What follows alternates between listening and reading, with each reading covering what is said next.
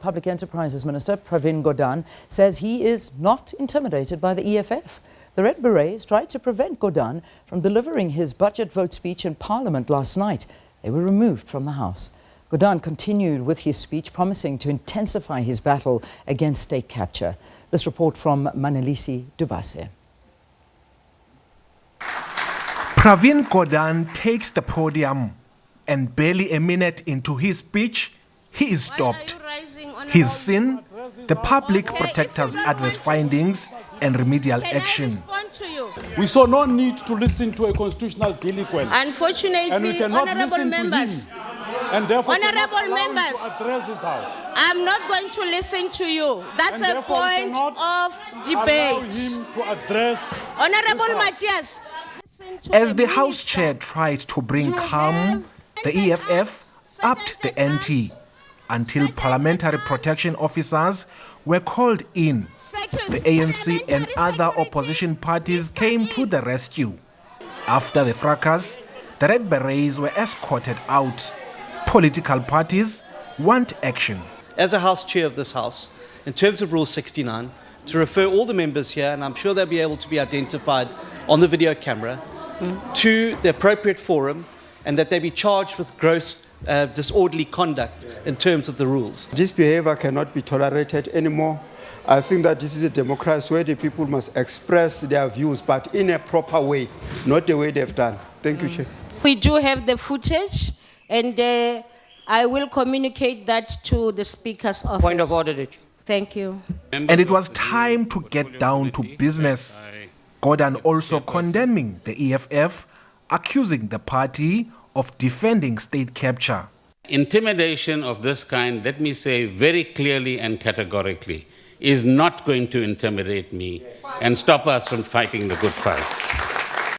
And then the minister outlined plans to bring stability to SOEs, as well as recovering money stolen during state capture.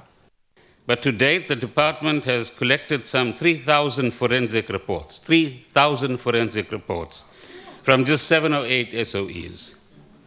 So far, an estimated 600 million rands has been identified as collectible and due to the state.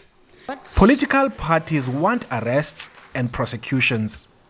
We must call upon the Special Investigative Unit and the National Prosecuting Authority to expedite investigation and prosecute all those implicated.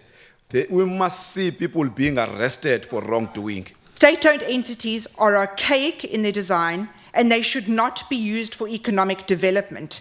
They do not work. The economy should be growing by supporting a free market system. Is it not time, Honourable Minister, that we cut our losses and consider public-private partnership in these state-owned entities? We respect you and we stand behind you in your fight against those who looted and who captured the limited resources of our beautiful country. If you want to stop corruption, if you want to stop fraud, then of course you have more enemies. When you do the wrong things, you have more friends. When you do the right thing, you have more enemies. Those that have been involved must not only the money be recovered, but they must be arrested and charged. And I've long said, we don't have to wait for the Zondo Commission. And another member said, we don't have to wait for that. Let us go after those that are involved in state capture. The special appropriations bill announced by the President during the June SONA, without first addressing these challenges, is tantamount to throwing money into a bottomless pit. You tell us the department must not exist. You see that ISMO bill that you brought that seeks to privatize the transmission and distribution of electricity will not see the light of day. We're waiting for it.